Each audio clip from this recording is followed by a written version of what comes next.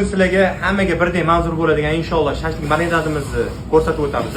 Shashlik marinadimizga ketadigan masalliqlar 1 kilo tovuq soni ketadi, tuz, yog', tomat, paprika, qora murch ketadi.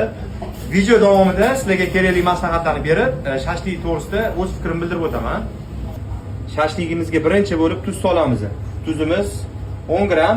To'liq ma'lumotni video описаниеda qoldiraman. Ketidan mana paprika va qora murchni solamiz. Yog' tomat solishga shoshmanglar hech qachon. Chunki agar yog' solsanglar bular birlashmaydi, birikmaydi bir-biriga. Buni yaxshilab aralashtirib olasizlar. Tuz, paprika, qora murchni solib bo'lganimizdan keyin tomatni pastdan solamiz.